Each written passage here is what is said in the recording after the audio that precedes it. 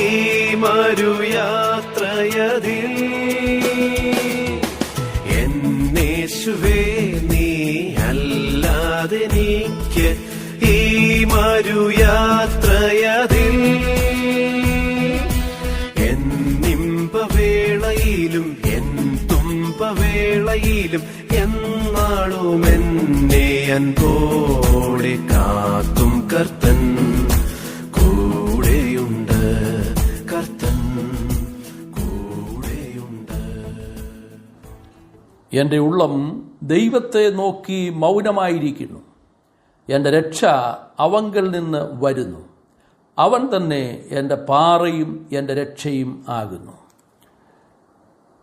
ദൈവത്തിൻ്റെ വചനം ശ്രദ്ധിക്കുവാനും നമ്മുടെ രക്ഷയായി ദൈവത്തിൽ സന്തോഷിക്കുവാനും ഒരു ദിവസം കൂടെ നമുക്ക് ദാനമായി നൽകിയല്ലോ. ദൈവത്തിന് സ്തോത്രം ചെയ്യുന്നു. മർക്കോസിൻ്റെ സുവിശേഷം 2-ാം അധ്യായം 17-ാം വാക്യത്തിലേക്ക് നമ്മുടെ ശ്രദ്ധയെ തിരിക്കാം. യേശു അത് കേട്ട് അവരോട്, ദീനക്കാർക്കല്ലാതെ സൗഖ്യമുള്ളവർക്ക് വൈദ്യനെ കൊണ്ട് ആവശ്യമില്ല.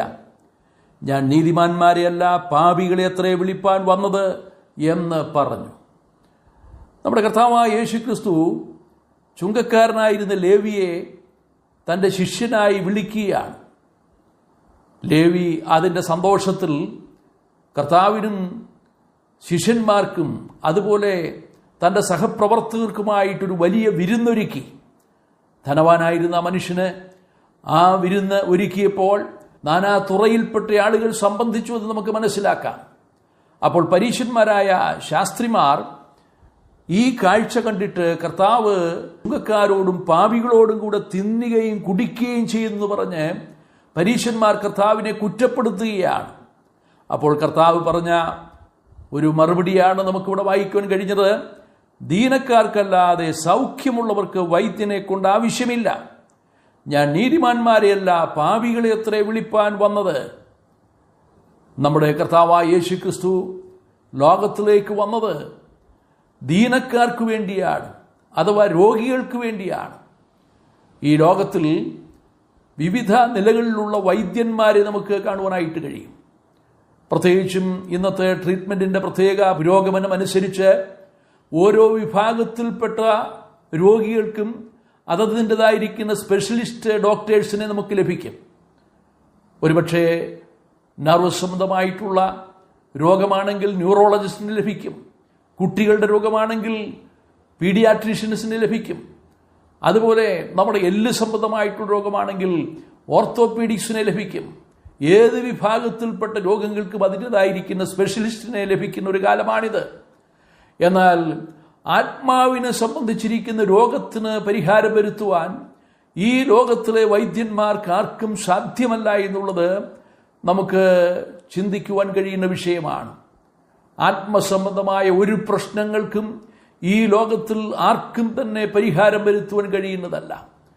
ഒരുപക്ഷെ മത നേതാക്കന്മാരോ മതപുരോഹിതന്മാരോ വിചാരിച്ചാൽ ഒരു മനുഷ്യന്റെ ആത്മാവിൻ്റെ രോഗം ശമിപ്പിക്കുവാൻ കഴിയുന്നതല്ല. എന്നാൽ നമ്മുടെ കർത്താവായ യേശു ക്രിസ്തു ആത്മവൈദ്യനാണ് എന്ന് നമുക്ക് മനസ്സിലാക്കുവാൻ കഴിയും. നമ്മുടെ ആത്മാവിൻ്റെ കേട് എന്തെന്ന് വ്യക്തമായി അറിയാവുന്ന നമ്മുടെ കർത്താവിന് മാത്രമേ ആത്മാവിനെ ബാധിച്ചിരിക്കുന്ന രോഗത്തിന് സൗഖ്യം നൽകുവാൻ കഴിയുള്ളൂ. യേശു കർത്താവ് അതിനുവേണ്ടിയാണ് സ്വർഗത്തിൽ നിന്ന് ഭൂമിയിലേക്ക് ഇറങ്ങി വന്നത്. ഞാൻ ഇപ്രകാരം ഒരു സംഭവം കേട്ടിട്ടുണ്ട്. ഒരു മനുഷ്യൻ തൻ്റെ കാറിൽ യാത്ര ചെയ്യവേ കാറ് ഇടയ്ക്ക് വെച്ച് കേടായി.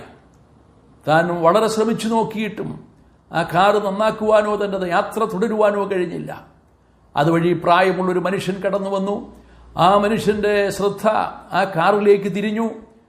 ആ കാറ് നിമിഷനേരം കൊണ്ട് അതിൻ്റെ കേടുപാടുകൾ പോക്കി സ്റ്റാർട്ട് ചെയ്യുവാനും അദ്ദേഹത്തിന് യാത്ര തുടരുവാനും ഇടയായി തീർന്നു.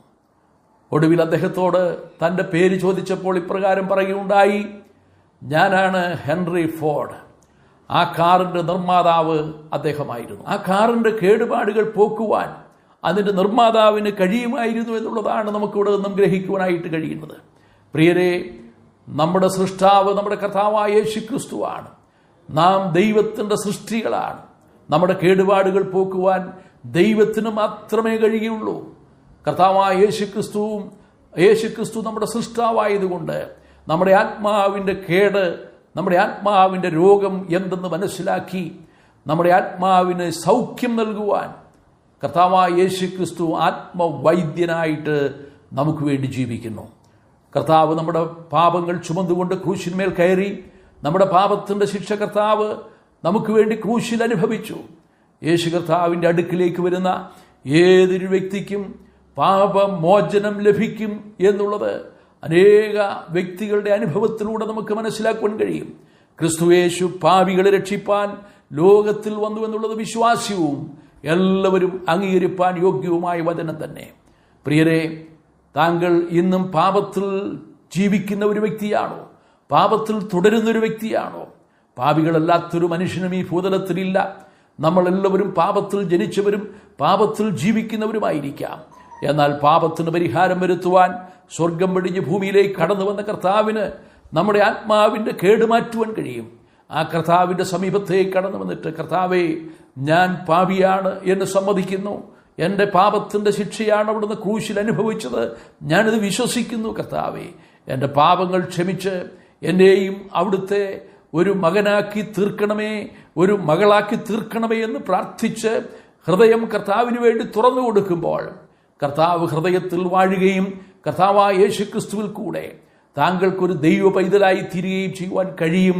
എൻ്റെ ദൈവത്തിൻ്റെ വചനം വളരെ വ്യക്തമായി നമ്മെ ഓർപ്പിക്കുന്നു. കഴിഞ്ഞ കാലങ്ങളിൽ നാം തെറ്റിയുഴലുന്ന ആടുകളെപ്പോലെ ദൈവസന്നിധി വിട്ട് വളരെ വിദൂരതയിലായിരുന്നു. എന്നാൽ ദൈവത്തിൻ്റെ കൃപയാൽ ഇന്ന് ആത്മാക്കളുടെ ഉടയവനും അധ്യക്ഷനുമായവങ്കിലേക്ക് മടങ്ങി വരുവാൻ ദൈവം നമുക്ക് കൃപ ചെയ്തിരിക്കുകയാണ്. അതിൽ നമുക്ക് സന്തോഷിക്കുകയും ദൈവത്തിന് മഹത്വം കരയറ്റുകയും ചെയ്യാം. നമ്മുടെ ആത്മാക്കൾക്ക് ലഭിച്ച വലിയ രക്ഷയ്ക്കായി നമുക്ക് നന്ദിയുള്ളവരായി ദൈവത്തിന് സ്തോത്രം ചെയ്യാം. വരും ദിവസങ്ങളിൽ നമ്മുടെ ജീവിതത്തിലൂടെ ദൈവനാമം മഹത്വപ്പെടുവാനിടയാകട്ടെ. കർത്താവ് നമ്മെ സഹായിക്കട്ടെ. സ്വർഗീയ പിതാവേ, ഞങ്ങൾ അങ്ങയെ സ്തുതിക്കുന്നു. ഇന്നും അവിടുത്തെ തിരുവചനം ശ്രദ്ധിപ്പാൻ ഞങ്ങൾക്ക് അവിടുന്ന് അവസരം നൽകിയതുകൊണ്ട് സ്തോത്രം. ആത്മവൈദ്യനായ കർത്താവിനെ കണ്ടുമുട്ടുവാൻ, ഞങ്ങളുടെ ആത്മാവിൻ്റെ കേടിന് പരിഹാരം ലഭിക്കുവാൻ കൃപയാൽ ഞങ്ങളെ സഹായിച്ചതുകൊണ്ട് നന്ദിയോട് സ്തോത്രം ചെയ്യുന്നു. എല്ലാ മഹത്വവും തൃപ്പാദത്തിൽ സമർപ്പിക്കുന്നു. കർത്താവ് രക്ഷിതാവുമായ യേശു ക്രിസ്തുവിൻ്റെ ധന്യമായ നാമത്തിൽ തന്നെ. ആമേൻ. ആത്മസുഖം പോലെ ഏതു സുഖം പാരിൽ പരമാത്മസുഖം